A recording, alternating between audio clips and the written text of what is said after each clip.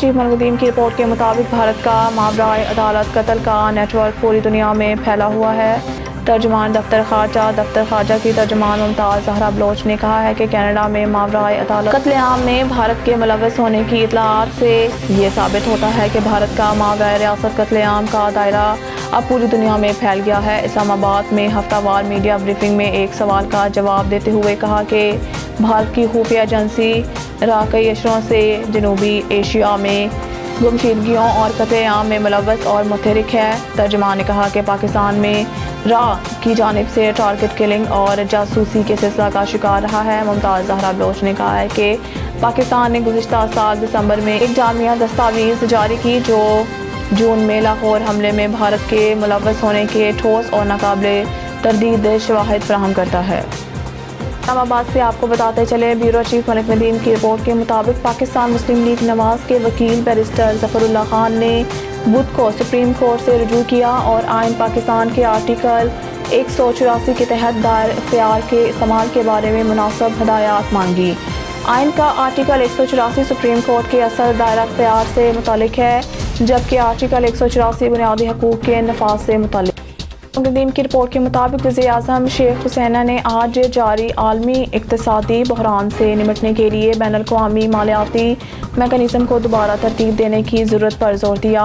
वो अक़वाम मुत्तहिदा के हेडक्वार्टर में मुनसिफ़ाना बैनुल-अक़वामी मालियाती तामीर की तरफ के उन्वान से मुनक़िदा एक आला सतही गोलमेज़ कॉन्फ्रेंस में इसकी अहमियत के साथ साथ आइन जो 78वीं UNGA सेशन के मौका पर स्पेन और यूरोपीय कौंसिल की तरफ से बुलाई गई थी।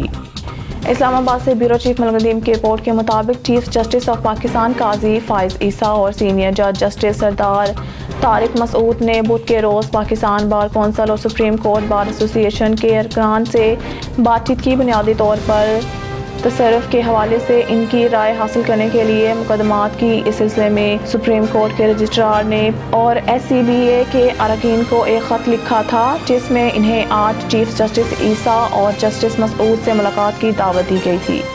ब्यूरो चीफ मुनव्वरीन की रिपोर्ट के मुताबिक अमरीकी नुमाइंदा ख़ुसूसी बराए अफ़गानिस्तान थॉमस वेस्ट ने न्यूयॉर्क में FM जलील अब्बास जिलानी से मुलाकात की। FM ने मुस्तहकिम, पुरअमन, खुशहाल और मुंसलिक अफ़गानिस्तान के लिए पाकिस्तान के अज़म का अदा किया। उन्होंने अफ़गानिस्तान में देरपा अमन के लिए ताउन जारी रखने पर इत्तफ़ाक़ किया। ब्यूरो चीफ मुनव्वरीन की रिपोर्ट के मुताबिक UNGA के 78वें इजलास के मौका पर शंघाई ताउन तंजीम के वज़राए ख़ारजा की गैर मामूली कौंसिल के इजलास में वज़ीर ख़ारजा की शिरकत।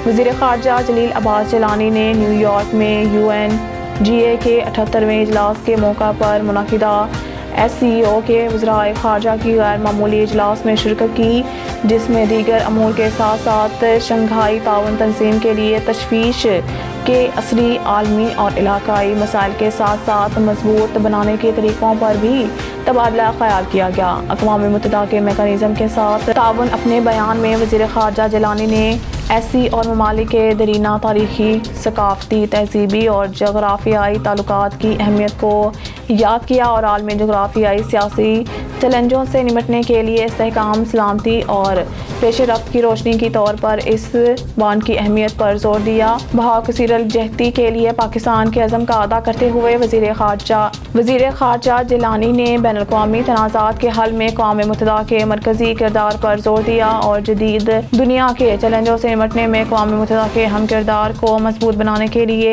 SCO की कोशिशों का खैर मकदम किया। इस मकसद के लिए उन्होंने सलामती कौंसिल की मुतल्लका करारदादों और बैनुल-अक़वामी कानून की मुताबिक दरीना बैनुल-अक़वामी तनाज़ात के पुरअमन हल की ज़रूरत पर जोर दिया।